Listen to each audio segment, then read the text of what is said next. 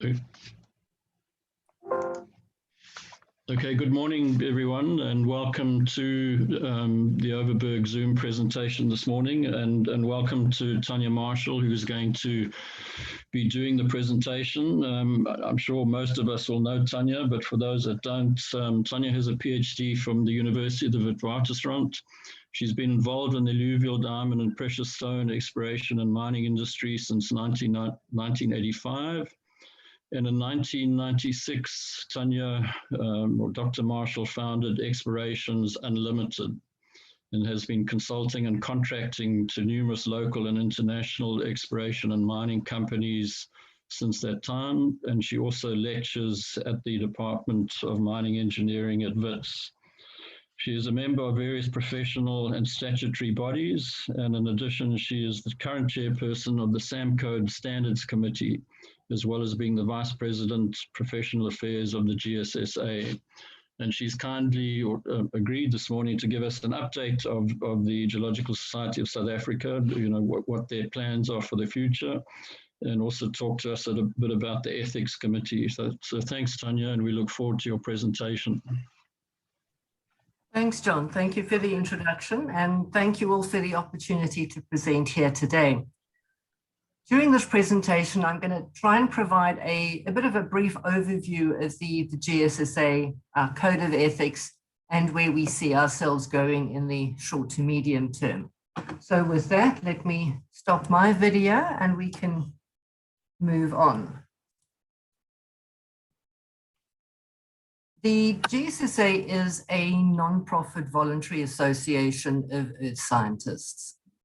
It was born in 1895 as a learned or scientific society, and it had the goals of promoting geoscience among its members. The reason it was a learned or scientific society at the time was because that's where most geologists saw themselves, as scientists. But sometime later, it realized that it needed to react to the needs of members who were in industry. And so it became a professional society as well as a scientific society. And it had a number of broad, lofty objectives, as you see here. Now, as you read through this list, you'll agree that we have done very well with some of these. Others, maybe not so much, for many and varied reasons.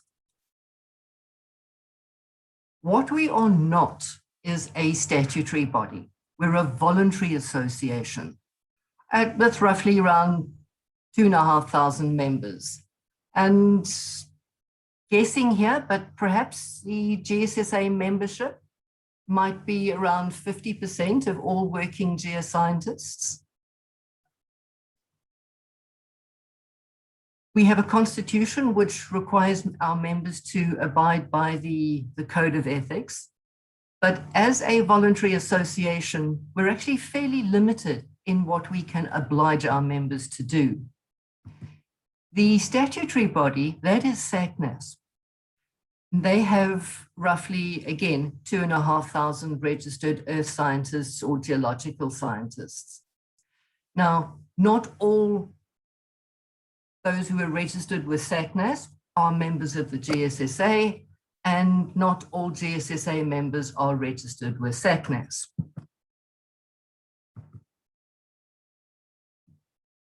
The GSSA does not receive any funding from government, not from industry, not from SACNAS, or from anyone else.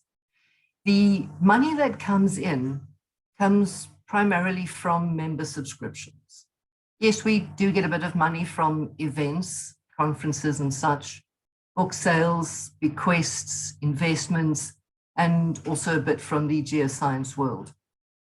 And yeah, we do get a bit of ad hoc funding for sponsorships. And these are mostly in the form of direct sponsorships for webinars, either general courses or for very specific courses. And so where does it go? Well, we've got a full and part-time staff of 4 individuals. We've got an office at the Mandela Mining Precinct, Now, up until now, this has been sponsored by the CSIR, so there's no cost to that. During the pandemic for the last year, the precinct has been in lockdown and all of our staff are working from home.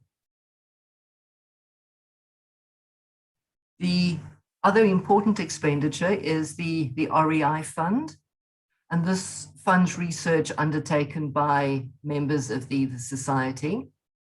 Annually, in about February, we put out a call for applications, and typically later in the year, there is a report back as a webinar as to what people did with the money that they were given. We publish the SAJG online. We also publish GeoBulletin. We are members of a few international bodies, such as CRISCO and the newly formed GGPG, Global Geoscience Professionalism Group. In the meetings portfolio, we organize free lunchtime lectures, which you'll remember last year, Nolene organized within 1 week of the hard lockdown. We have a number of free workshops during the year. And this year particularly, I want to highlight the GeoSkills online event, which this year is a 6 half-day event, and it's being made free to all delegates. We received some targeted sponsorship from SACNAS, and we also recognize the tight economic situation that many geoscientists find themselves, particularly students and young geos. So that is being made free to all comers. In addition, we have somewhere between 12 and 15 paid technical or professional events every year. And we try to cater for a broad range of interests, including what's new on the technical front. And we've seen a keen interest in online events, and we will likely expand these kinds of offerings in the future. Now, since we're a professional body, we have a code of ethics. All members of the GSSA are obliged to comply with the code of ethics, as well as associated codes of practice. Our code of ethics is benchmarked against international geoscience organizations, and it's applicable in both academic and applied industries. So what is a code of ethics? Well, what it's not is a comprehensive list of detailed instructions. Doesn't tell you what you need to be doing under each and every circumstance. It's more like a constitution. It provides you with a set of general principles that you would then apply when making your own personal decisions. The purpose of the Code of Ethics is to commit our members to uphold and enhance honesty, honor, integrity, and dignity of their professions. It's got only 9 short clauses to it, but it covers all the principles that a geoscientist might come across. It doesn't cover all the details, it covers the principles. It also provides non-exhaustive guidance on the application of each clause. For example, if we look at clause 4, it states that members shall build their professional reputation on merit and not compete unfairly. So what's that mean? Well, if you have a look at the guidance on it, it lists a whole number of features and issues that people should consider when applying this particular clause. So just very briefly, and I'm not going to go through this in any great detail, but the Code of Ethics, the first clause deals with the responsibility of members towards the community. Then to uphold honesty, integrity, honor, and dignity of the profession. Not to take on the function of an expert in fields other than your own. To build your professional reputation on merit and not compete unfairly. to apply your skills and knowledge in the interests of your employer or your client, to make statements or express opinions in an objective and truthful manner, and importantly, on the basis of adequate knowledge, to continue your professional development and to actively assist others to advance their knowledge and experience, to comply with all the laws and regulations relating to the mineral industry wherever you might work, and finally to comply with relevant laws and regulations in the country where you are operating. I would like to suggest that everyone go to the GSSA website and download a copy for reference.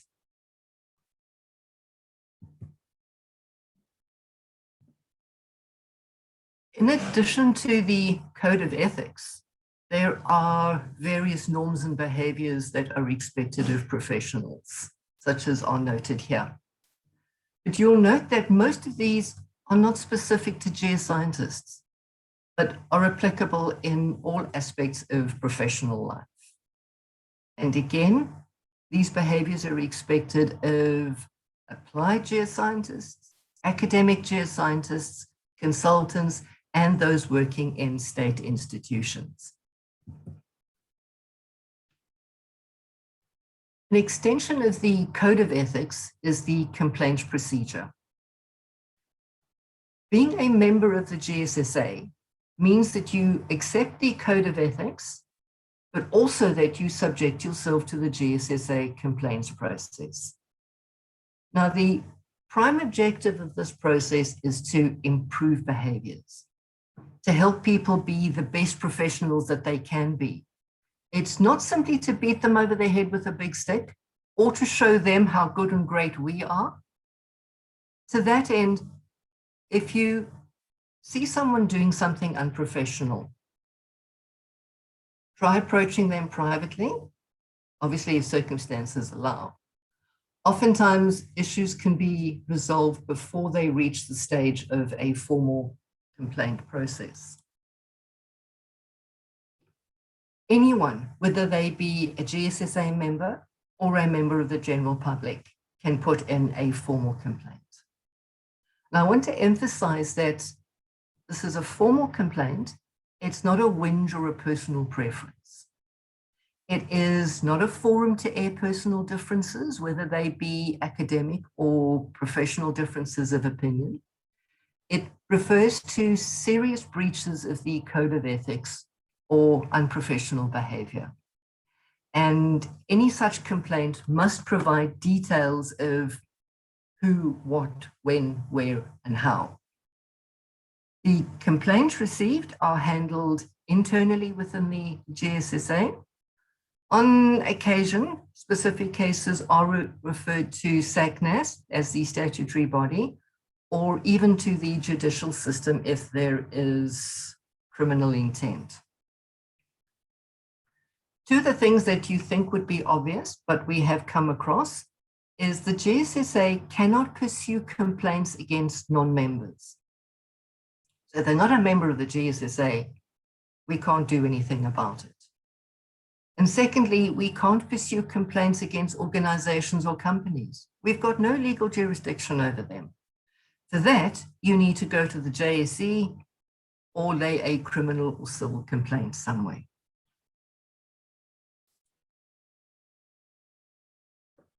The slide here is a summary of the formal complaints that the GSSA has dealt with over the past 10 years. As you can see, most of them have had to do with resource reporting in terms of the SAM codes. Few for unprofessional conduct and plagiarism, and even one for criminal conduct. Now, the fact that there are so few complaints is not a measure of how well our members are doing ethically. It's a sad reflection of how apathetic we are in not doing anything about it. Reasons mostly, well, people live in glass houses and they don't want to complain about somebody in case they get caught doing the same thing tomorrow. People also don't want to rat out their friends. Consultants or employees, these are quite often constrained by confidentiality clauses in their contracts. And in other cases, people simply have a soapbox issue or a personal vendetta, but they don't have any real proof to back it up. Without a formal complaint, the GSSA can't do anything. We're not a watchdog organization that goes around looking to see who is infringing the code of ethics. We don't have the time or the resources. We're all volunteers and have much better things to do with our time, like making a living, for example. So if you see an infringement that offends you, put in a detailed, specific, formal complaint and we will follow it up. You can't just send us a mail saying, well, everybody knows that geologists are doing X, Y, and Z, and then ask us what we're going to do about it. The simple answer is absolutely nothing. We're not prepared to go after someone on hearsay. You need to name the specific individual, the specific thing you're accusing them of doing, and provide proof. Only then can we act against the individual. So where to? What is the road ahead for the GSSA? Well, these are the things that we are currently doing. We have a world-class code of ethics and an operational complaints process. We've got a working CPD system, which is benchmarked against similar geoscience international bodies. We've got an MOU with SACNAS, such that our members can do their CPD on either the SACNAS system or the GSSA system and be deemed to be compliant with the other, so that they don't have to log credits on both systems. And we provide training on how to do this with webinars at least twice a year. We comment on all relevant proposals that come out in the various government gazettes, as well as other issues that affect us. With respect to the government gazette, there's typically one issue that comes out per month, and generally more over the Christmas holidays. And Craig Smith spends days trawling through the government gazette looking for stuff that impacts upon us. And these are often hidden amongst dozens of unrelated documents. Now, all of the issues that we comment on don't all make the front page of the newspaper, but some of them over the years have had the potential to impact significantly on what we can and can't do as geoscientists. And we have been able to prevent some significant problems from developing even before our members know that they exist. We have input into SACNAS policies. Now note, this is input. While we do sit on the council and we can make recommendations, we cannot enforce anything. We lobby policymakers. We do this quietly in the background. And over the years, management and council members have made many trips to the DMRE, CGS, Minerals Council, various parliamentary committee sessions, and even the Competition Commission. Yeah, we've had mixed success, but we still continue to promote our agenda wherever we think it's going to do the most good. We're represented on many international geoscience professional and geoethical bodies. We're not the only country that faces challenges. These same things we face are common to many countries, and some are even worse off than we are. And so we see how others are dealing with their issues, what works, what doesn't under different circumstances. And then we take and apply what we think will help in our own local situation. At the same time, we also see and hear what other people are saying and doing in our own country and take note of some of the good ideas out there. We also applaud when others take the initiative and promote the plight of geoscientists in different ways. We know that not everything works, and the more different things we try, and the more bodies out there that make a noise, the more chances we have of success. On a more practical level, We are also embarking on an outreach program which specifically targets our younger members. What we do here is we are working to provide teaching resources to universities. These are available to all universities, but we do concentrate on those that might not have in-house skills, such as the historically disadvantaged or smaller universities. And we also extend this assistance into Africa, where we are partnering with various geoscience organizations and universities. And again, I want to highlight the GeoSkills program. This has been developed to particularly assist postgrads and junior geologists to acquire skills that they would not have learned at university, but which they're going to need if they're going to be employable. Our membership committee has made great strides in increasing transformation in the GSSA, and it's currently looking at ways that can make it easier for job seekers to access job opportunities. And if you have any practical ideas in this respect, please do me know. We also promote issues of geoheritage and geotourism, which is becoming important not only for interesting members of the public in geology, but it also provides an income for many members. Remember, the GSSA is not only about mining. It's got a number of different stakeholders and different responsibilities to the broader community as well. The GSSA is co-patron of the SAM codes, and through this, we've got representation on the CRISCO and MVEL committees as founder members. And we're also a founder member of the newly formed GGPG group. And we communicate issues of importance to our members through the GeoBulletin and through the monthly newsletter. And yes, it does keep us awake at night, thinking about practicable ways in which we can improve the situation that we all find ourselves, and how we can find realistic or pragmatic solutions to a whole range of problems that face our members. Some of the things that we are trying to do are obviously to influence the DMRE and CGS policies, as well as initiatives driven by the Minerals Council. Again, we don't do it in the public sphere. With respect to the exploration revival discussions, well, after quite a bit of toing and froing, we've finally gotten an invitation to be part of the limited review process, which is expected sometime this year. While we've not seen anything yet, it's one step closer than we were this time last year. We're also trying to expand our membership in various ways. And one that I want to note specifically at the moment is among corporate membership. We recognize that the corporate world is very different from what it was 20 years ago.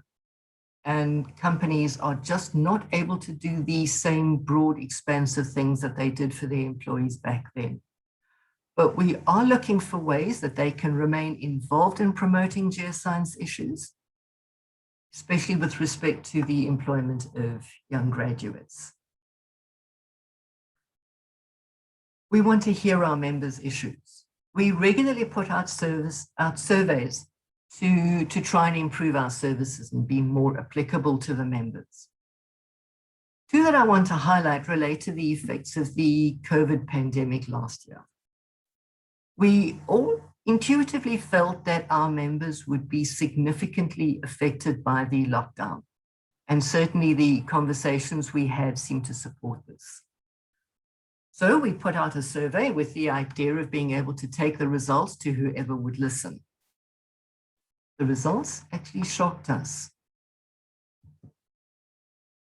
These results in May and October of last year showed that the GSSA members are not really impacted by the pandemic to the extent that we expected. If you look at this up here, noted that almost 90% of our members were either unaffected or just marginally affected, and less than 10% were severely affected. And here, less than 30%,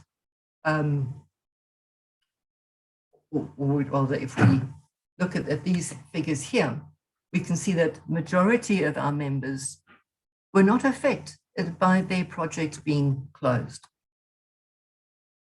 That was not what we expected. Something was wrong. Were our perceptions inaccurate? Or were we just asking the wrong questions? So we drilled a little bit further down into the situation. If you look at the number of respondents, 187 out of 2,500, 187 people bothered to answer the survey. How could we base anything on such non-representative numbers? But unless the GSSA members actually respond to the surveys, we're going to get skewed answers. Look also at the age of the respondents. Fully 75% are over 40, with 40% being in the plus 60-year range. Now, we know that we don't have this age profile amongst our members. So where are the responses from the graduates, from the young geologists?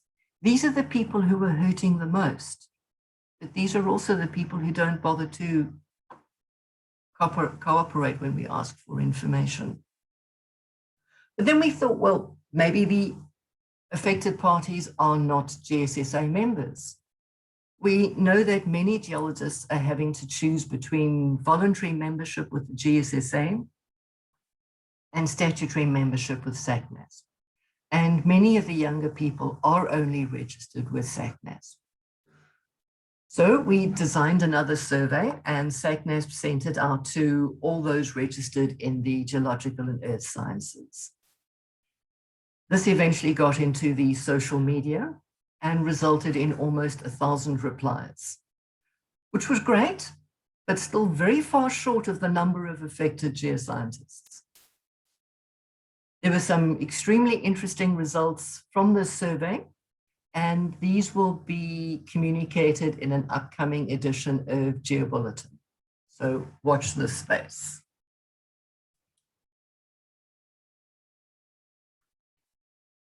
There are, of course, many things that we would like to be able to influence. But the reality is, as a non-profit organization of volunteers, we simply don't have the money, the manpower, or even the influence to do many of the things that we might like to do. And sometimes we haven't embarked on a particular course of action because we're aware of potential unintended consequences. So yes, we do rely on our members to come up with some simple, practical, and achievable ideas. And most importantly, to volunteer their time and expertise to be part of the solution. And remember, not everything has to be driven by the GSSA. There are many other organizations and individuals out there who are extremely capable and who can do things in their own right and might actually be more influential in certain circumstances. The reality of the situation is that no matter what we say or do, there are just some things that are beyond our control.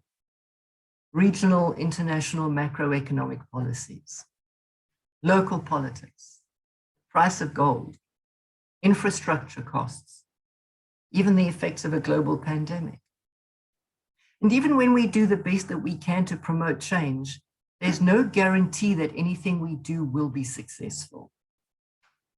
We might want change, we might promote change and support change, but we cannot force the change. This is not the French Revolution. So this is what we're trying to do. And how can you assist? Well, be realistic in your expectation of what can be achieved by the GSSA and by any other organization. If you have an idea, bring it forward and then volunteer your time and expertise to make it happen. And if it can't be done within the GSSA for any reason, please be welcome to contribute in other forums as well. And please, I beg, fill out survey questionnaires that the GSSA sends. The results are only as good as the feedback that we get. And so I'm going to end off with this slide, and I will take questions as time allows. Thank you. Thanks, Tania. And I'm sure we'll have a good bunch of questions there. Who would like to start? Otherwise, I'm happy to sort of kick off the discussion and debate.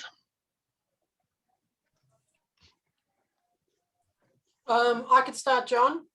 Yeah, go for it, Regina. Hi, Tania. Hi, Regina. Thank you so much for your talk. We were looking forward to today and appreciate it. Just to give you some feedback from my perspective, you know, I've been vocal on the exploration in South Africa, and I strongly support the industry for the future generation. I thought the lunchtime talks were excellent. I belong to the SCG, the AIG, the GSSA, and definitely those talks, the quality of those talks and the corporation of members in such a positive way was fantastic. So I see that as world leading in terms of geoscience, and really, really well done. So thank you for that.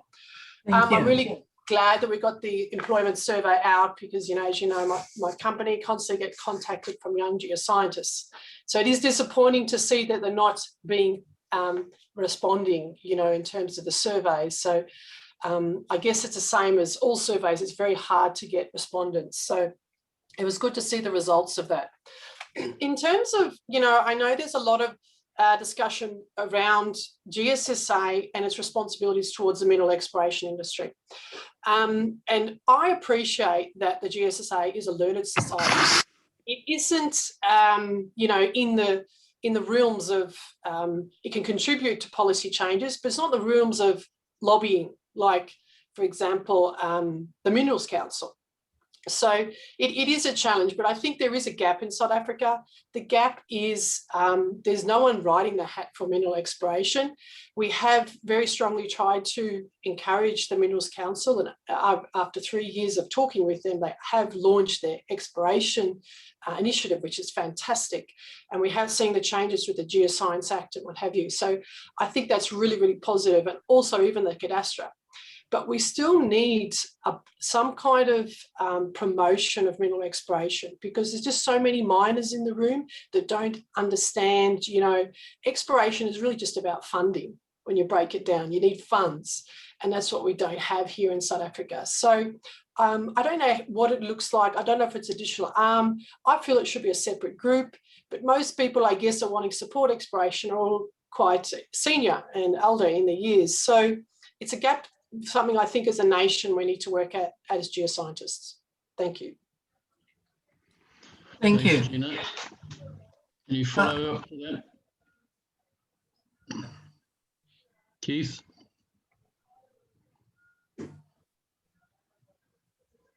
Keith, you got to unmute yourself. I can see you talking. Can everybody hear me now? Yeah. Yes. Good morning. Good morning, Tania. Good morning, everybody. Tania, one of my issues is this issue of waiting for somebody to complain about major issues. I had to do a major project a couple of years ago for a client in London related to a major fraud attempt out of the Arizona area. And what came out of that study was, I converted it into a global study, was that quite a lot of these things, including one we all know about in South Africa with our state capture, involve what I call organized crime. And the issues here in South Africa, none of those competent people who signed those competence reports have ever been taken to task. Now, an issue like this, you don't have to wait for a complaint. Surely the society takes action spontaneously when you see an issue like this. I have the competent persons reports. It took me a great deal of effort. I think I even spoke to you about it, but I eventually found them. Most people who wrote those competent persons reports should be taken to task because they're not realistic. How are these things allowed to get in the public domain? As I said, Keith, you need to put in a formal complaint. We don't have the money or the resources to go running around looking for people who are breaking the law. Put in a formal complaint. And with respect to companies, Take it to the JSE. They've got clout. You know, I agree with you, because the person that started this thing is an Arizona geologist, totally unrelated to South Africa. So we did a global study of fraud. This guy's been going since 1990. He's still going, even though his house, even picked up his house on Google Earth. That is how much effort I put into tracing this guy. He produces incompetent persons reports because they're totally geological hogwash. He claims to be a geologist. He has an AIPG number. When I contacted the AIPG, they said there's nothing I can do because I'm a foreigner. Now, these things are going on all this. This is international. This is global. We should surely all be in contact with each other, keeping these guys at bay. This guy has been involved in millions of dollars worth of scam. And here in South Africa, we've had several cases of our own, but nothing ever seems to get done. And I Nothing believe will get done unless you put in a formal complaint. Complain to SACNAS. The statutory bodies have real teeth. The JSE has real teeth. Put in a formal complaint and somebody can do something about it. But until then, nothing is going to happen. Well, I'll tell you, one thing I do agree with you, though, is the amount of effort to actually put in a formal complaint. It's at least 2 or 3 months' work before you even start, because there's a possibility of litigation against me for libel. So it's a lot of work. And someone like me, as an individual working as a consultant, I cannot do that. And therefore, there should be a watchdog. We should have a watchdog who looks into these things. Formal complaints, to me, is a cop-out. It really is. We need a watchdog to look into these things. Otherwise, it's going to go on and on and on.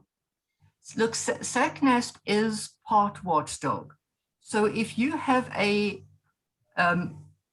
concern like that, take it to them, put in the formal complaint, but they will then assist you to do something with it. That's part of what they're about. Because some of these things, these competent persons reports, they really are ludicrous. And some of the data in them is actually, it's not fraudulent, but it's getting close to it. Okay, maybe just to pick up there, and I mean, there's some really good and successful senior people on this presentation. So let's get a bit of a discussion going. And this is a leading question. I mean, my question to you, Tania, is: do you really believe that the GSSA, is fit for purpose in 2021, given the world, that we face, the world that we're living with? And the reason I say that, for example, is, we've been mining in this country for 150 years very successfully. We used to be the world's biggest and most successful, mining country. And all of that has gone out the window. And I find it amazing that, today, given that history, given the quality of geologists we've produced, given the quality of miners we've produced, we still a voluntary organization. We don't own a building. We don't have a library. We don't have an educational center. We actually have very little to show for this amazing geological profession of ours and the amazing people that we've produced. I think, so that's my question. Are we fit for purpose? How can we turn this thing on its head? I find it, for example, amazing that the GSSA and all of the people, and we have some world-class explorers on this meeting again, you're still trying to get into the revival of the exploration discussion. For me, that's just remarkable that, the country has no exploration. But the GSSA, can't get into that discussion. I mean, what are we talking about? That's just unbelievable. Again, I look at your website, I don't see anything there about education. I've seen talk for years about geoheritage, but there's nothing in the website. Where's the register of all the geoheritage work and guides and stuff that have been done in the past? So that's my question, and maybe just we need some proper debate and discussion, particularly as Keith says, and I've put forward complaints before about certain geologists which never even got a response. So I sympathise with Keith, but anyway, I'd be interested to hear other people's views, and including Tania's. As you're talking, I am making notes, because one of the things that I would like to be able to do is to get some ideas from from the membership, what is it that you think we ought to be doing? Because obviously I'm sitting here telling you that I think we're trying. We're trying to do the best that we can. Obviously, there appears to be a bit of a disconnect. So give me some ideas as to what you would like to see the GSSA doing. Well, and I've noted down here a library. The GSSA does have a little library, but that's not the point. Educational center, more emphasis on the geoheritage. Now, I know there is a lot of work behind the scenes with respect to geoheritage. Why is it out there? I mean, that's the problem. You know, where is it? Where's stuff that we can show to tourism associations? And just my last bit. I mean, the other thing I find incredibly sad is exactly what you've just talked about on that survey.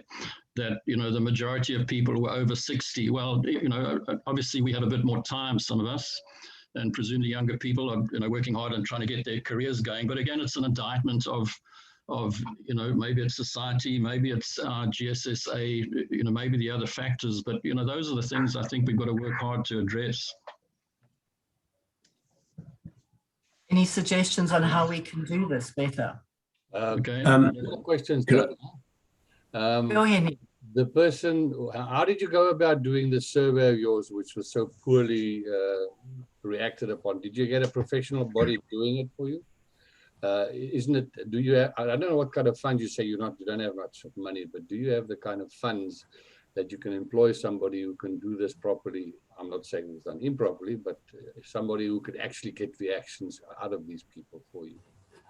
The short answer is no, we don't have the money to do it.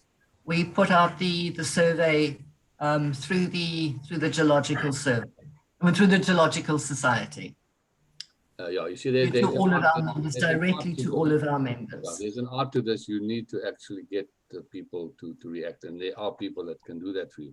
Okay, but I mean, that's just a suggestion that maybe we look at funding to get your research or your answers in there. And then the second question is, do you have like a blacklist or a whistleblower system? Because having been in the mining game and even referring jokingly to the cable situation, it can be dangerous to report people as well.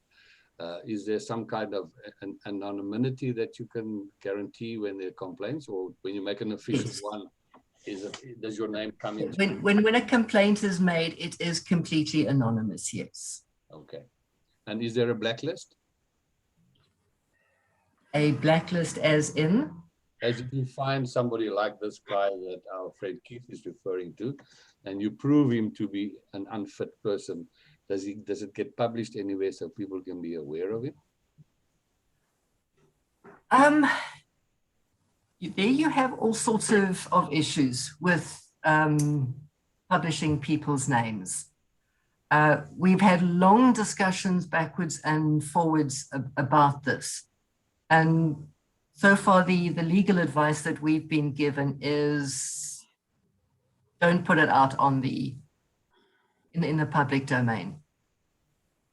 But a register maybe where if somebody wants to, that they know, they can come to just as like a credit check you do, you know, when you're doing, you suspect somebody, there should be some kind of, you've done the work before. Nothing like that. Well, look, both the GSSA and SACNASP have a list of members or registered members. So you can go to our website and you can see, is this person a member of the GSSA or not? Okay. Now I'm just saying, if you've got somebody that's already proven to be unfit, whether you actually keep a register of them. Well, it's not in the public domain. Yes or no? You don't have such a list. Not in the public domain, but yes, we know the people who have been through the complaint system and what the results of those complaints were. Yes, we do have that. Are they available to people who inquire? Not currently. Okay. Not until we can sort out our legal situation. Okay. Regina has a question for you. Yo. Yeah, Tania, given that, you know, the Minerals Council rolled out an exploration initiative can't the GSSA do the same and leverage its members and look at promoting exploration in South Africa? I appreciate it can't go down the lobbying route. However, we just don't have a group. And where does the DMRE go? You know, they lean on the Council for Geoscience, but, you know, they're not of a you know, a business and investment type initiative. And, you know, mineral exploration is very high risk. It requires a good level understanding of the full mine value chain, commodities, economics, what have you. So, you know, we, I guess, are so few that we sort of try in our own independent capacities, but we don't have a collective, you know, recognition. So is it possible then for the GSSA to launch, you know, you've got a heritage, geoheritage, can we launch something for exploration just to bring parties together? And, you know, with time, it would need to be an independent body to lobby, but we don't have the funding. Nobody in South Africa has the funding now. But the reality is, unless we get mineral exploration going here, in 2040, South Africa is not going to be looking shining light in the mining industry. It has been on the decline, and we do need to do things differently. So is that possible for GSSA to run an exploration group or something to try and kickstart that process? What would such group be expected to do? Start the discussions, engage with Minerals Council, engage with DMRE, engage with Council for Geoscience, do all those things. We are actually doing all of that in the background, Regina. Well, you know, again, you know, why in the background, Tania? I mean, why don't we all know about it? You know, and that's the problem. Unless we have a voice and a narrative, and unless it's out there, you know, I mean, the world today is all about communication and flying flags and making yourself noted. You know, there's so much other noise out there. You've got to rise above that noise. And again, I agree with Regina. I mean, we have this, and I come back to, you know, look at the people on this talk. There are people here that, you know, done great things in West Africa and gold and found diamond mines, but, you know, we're not making anything of it. And that's where I think, you know, the GSSA as a whole is failing us. And I don't say that lightly. You know, I just think, and that's my question, are we fit for purpose in the current environment that we live in? Well, I must admit, I got some good ideas from what people have been saying. Yeah. And the idea is now for me to take this back to the GSSA and give them some feedback on what people are saying. And Regina, I do understand what you've been saying. I like the idea of it. Are you going to volunteer your time and resources to do it? Well, we've been doing it. She's already doing a lot of it, so, you know, she's happy to do a bit more if we steer her. I guess, you know, for me, I'm international. I've actually done very little to no exploration in South Africa, so my perspective is different. And I see the gap where we need to move. So I'm certainly happy to participate, but I can't own the process. I can't do it all. It has to be, you know, a group that's willing to do it, commit to it, you know, and get some achievement, get all our oars in the water and row, because really the clock is ticking. If we can't get mineral exploration going in the next 10 years, it's going to be detrimental to the mining industry. Okay, Jock Halmer, you've got a question, and then John James. Yeah, Tania, you know, well, first of all, I think it's the first time I've heard mineral exploration and Council for Geoscience used in the same sentence. But the Geological Society used to have a board member on the Council's for Geoscience's board. I believe we no longer have that. What happened? Correct. How did we lose that? Why did we lose that? I don't recall any discussion about that being, was that taken away, and why? Why didn't we kick up a fuss? We used to have this member on the council. Then in 2010, the council rewrote their Geosciences Act, which nobody actually knew about until last month when we saw the new regulations come out. But in their new regulations, we were surplus to requirement. And so we were not invited back on the council. So it wasn't our doing that we weren't able to contribute as part of the council. We were just chucked off. Yeah, that's it. I don't understand the mechanisms there. How do you get chucked off in the space of 10 years? 10 years pass and then you see the, a new act. How can you be written out of the act with, okay, let's turn it around. What's the society doing about that? Well, we put in a complaint against the act. We were completely ignored and overwritten. So we made representations to to Parliament itself. We were ignored, and there's not much else we could do after that. It seems like that was also done in the background, is it? No, we went to Parliament. Which I think what Chuck's saying wasn't is involved. Weren't the members involved? Why didn't we get a groundswell going to address it?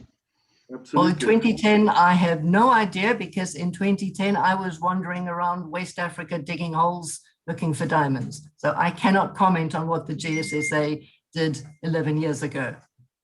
Okay, we'll let you off that one. John James. JBJ. I wanted to talk about the other aspects of geology. Geology isn't purely exploration. There are some of us here, Annie, myself, who are on the design side, let's call it that way, of geology. And there are a lot of other geologists who are are still geologists by qualification and by self-definition, who work as hydrogeologists, engineering geologists, geotechnical engineers, although engineers, we're not really allowed to use that term anymore. And we also should be represented by the GSSA. And I think overall the GSSA does a great job, and that's one of the reasons I'm sitting listening here. But there is a creeping aspect from Gssa and from the built environment legislation, which is slowly forcing geologists out of the design side of anything in terms of mines, tunnels, foundations, anything where geologists up to the 80s or even 90s had pretty much the ability, as long as they had the additional diplomas or certificates, to do those sort of designs. But since the turn of the century, the law is more and more coming down to the point that although it's been my bread and butter, and in fact, I've been teaching people how to do it for the last 35, 40 years, I am legally possibly not allowed even to design the tunnel support for a haulage or a crosscut underground. And in the same way, Henny's not allowed to design any sort of support underground for any sort of civil engineering tunnel. These, one hesitates to say depredations, but one can, by the engineering society into the Geological Society, have continued since the 80s or earlier. This would be unimportant if geologists could join Gssa, but they can't. If any one of us here makes an application to join Gssa, they'll say, "What is your first degree?" And you say geology, and they'll say, "Oh, that doesn't include a module on engineering thinking during construction." I forget what it's quite called. And they'll say, no, sorry, you need to go back and do another degree before you can be a member of Gssa. This pressure is subtle, and as I say, it doesn't really affect, as yet, it doesn't affect the exploration aspects, but it does affect mine design. And more and more geologists used to design mines, and in South Africa, they have less and less ability to design mines. They can designate the ore body, and that's it. That's my comment. On that, John, that was the reason why about 6 or 7 years ago, the GSSA was amongst a group of organizations that went to the Competition Commission, and Gsa's idea of making that legal was thrown out because of what we were doing, the lobbying that we did. And so it is not written into the CBE, Council for Built Environment Act.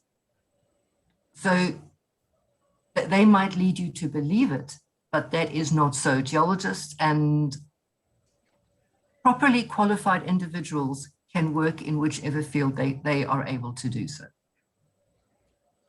Yeah, thanks, Tania. I mean, I agree, and thanks, John. I mean, it's a very important point you raise, but I think again there's an underlying issue, or a perception, and I see it, and again the worrying thing for me is that so many of our geologists are now actually working outside the country. There's normal split is like 70% of your work is outside South Africa, 30% is inside.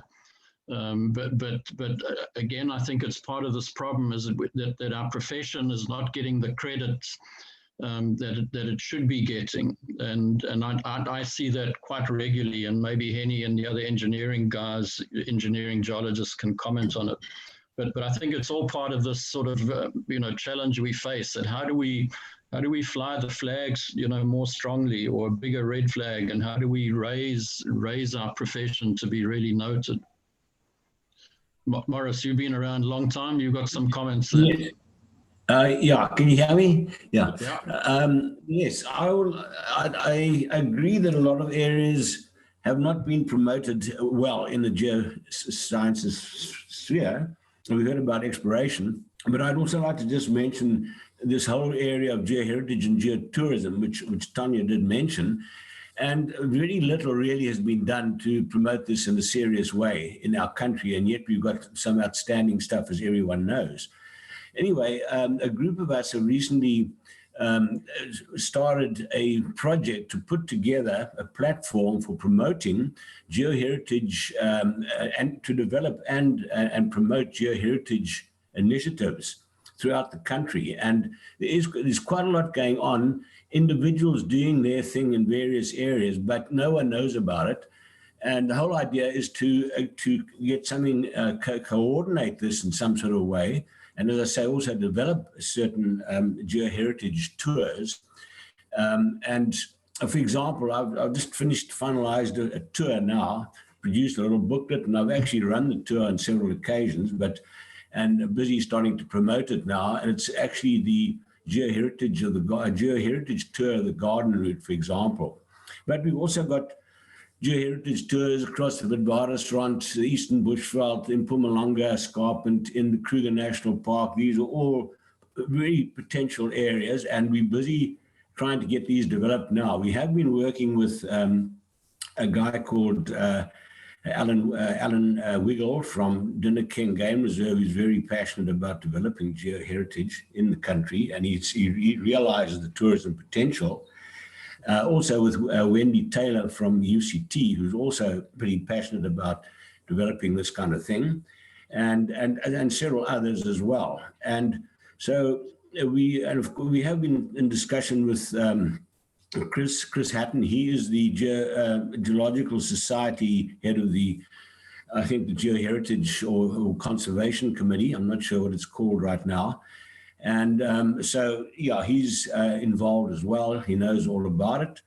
And so we would like to encourage people who've got any ideas and who would like to develop something in their area or some area they've got some passion for or whatever, and try and promote these areas and develop some kind of a platform, as I say, for promotion and development of geoheritage tourism in South Africa. It's long overdue, we feel.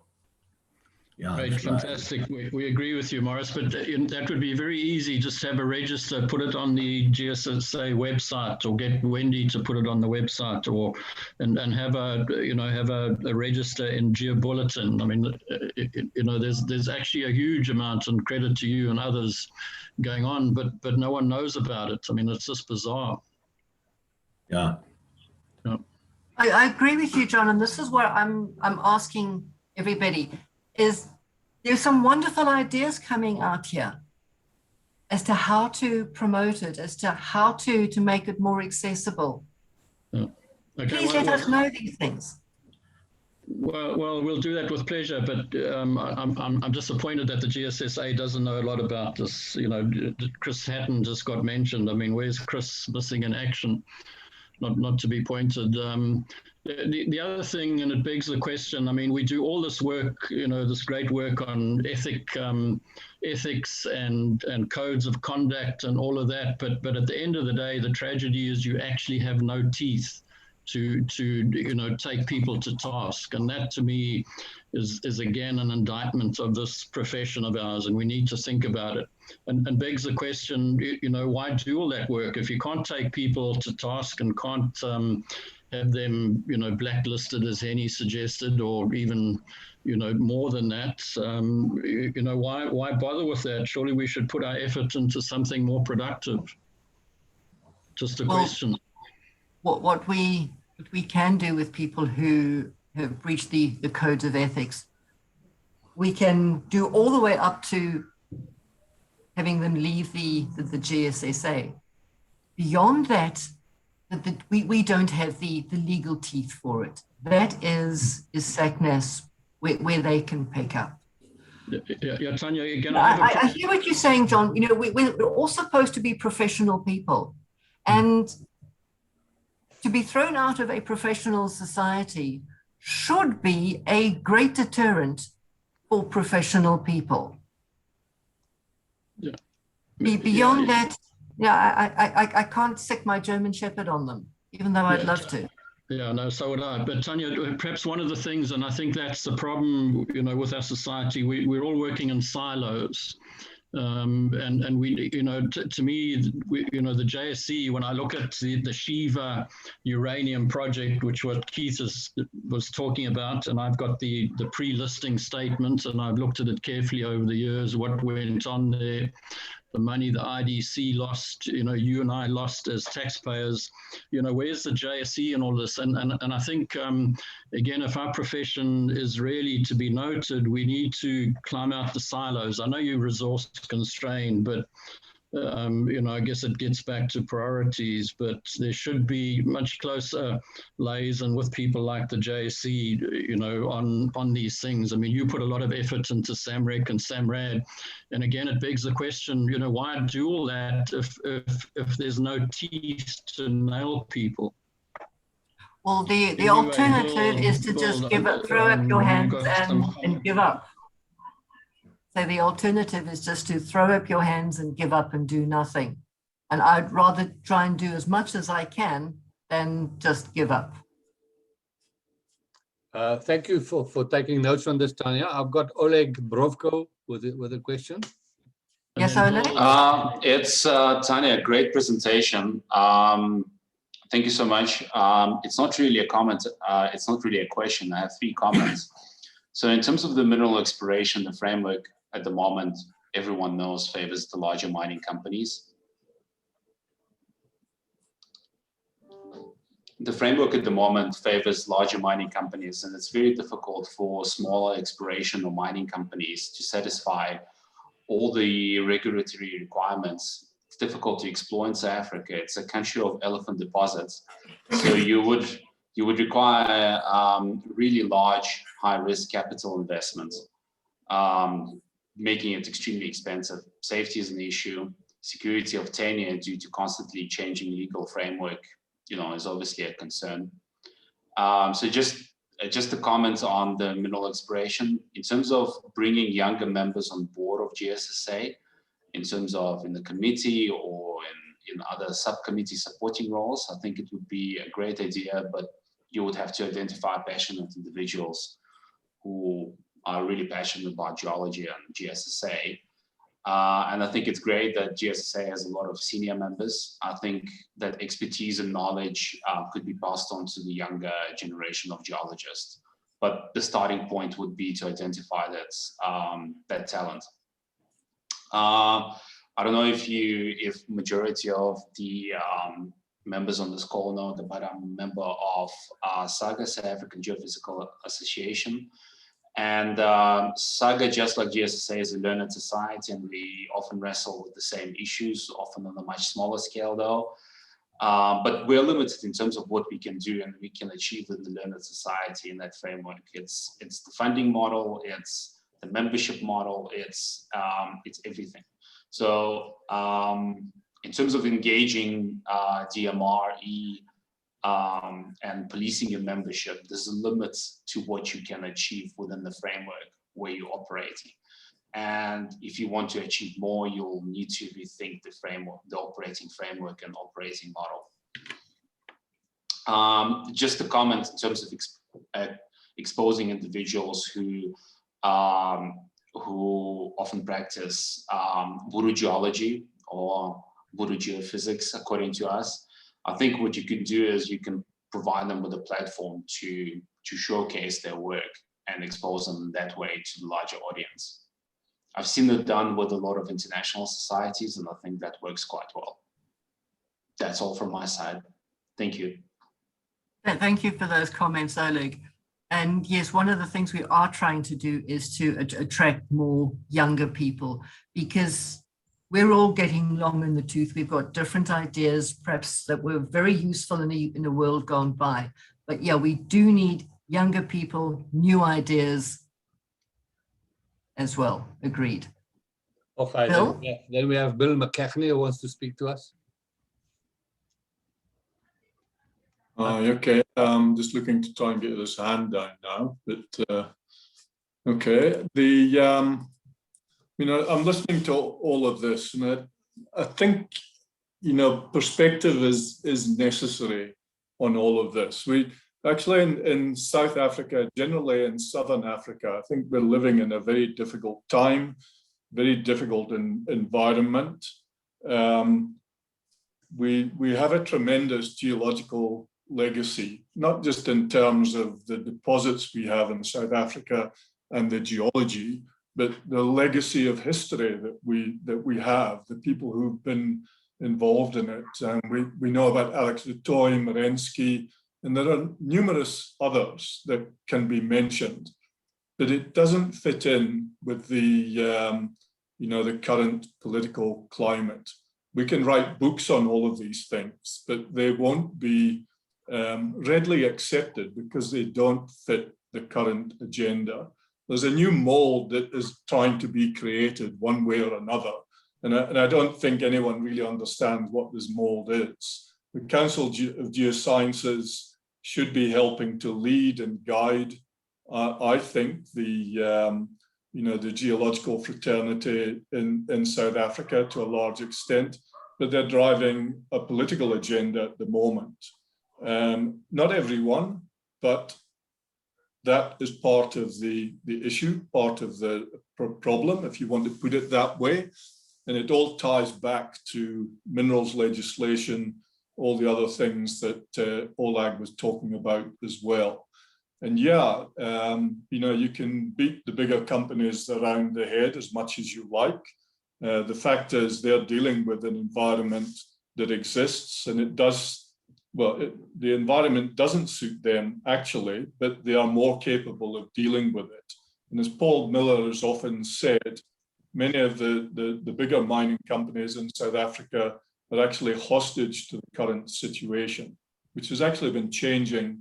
If you look back historically, since the 1970s, the huge move of disinvestment out of South Africa, not just because of the political situation, but if you look at gold, for instance, everyone in the 1980s knew that you were heading for peak gold in South Africa.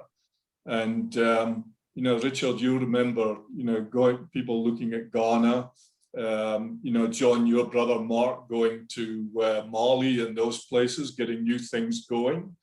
That was the reality. And, you know, I think if anyone could criticize the big companies in South Africa, many of them were slow off the block, but they were hostages of the situation that they were in. So I would argue that currently, you know, geoscience in South Africa at the moment it's sitting in an in-between phase. We don't know where we're going. We're all, you know, from the older generation, trying to look forward, trying to preserve things for the future. And maybe we should be thinking of, you know, in terms of survival mode and preservation. And I think the one thing that I must really take my hat off to the GSSA for is that online, you know, system. You can access all the, you know, Geological Society, not publications, but, you know, the South African Journal of Geology. You can go back to the old transactions. It's a fantastic repository. And yeah, it's not very friendly to work through, but you can do it. There's a huge amount of information in there. And, you know, I see that as a key thing, a key contribution that's been put together. So for me, the legacy stuff is really important. I think we can build on it. It's great to hear what Richard is saying about the, you know, geotourism and those sorts of things. We do need to know more about it. It's other Viljoen, this is Morris. I have Morris, sorry, Richard Morris. Yeah, you look very... I've always had that problem, Morris. Anyway, you know, there's an element of survival mode. The legacy stuff is very important.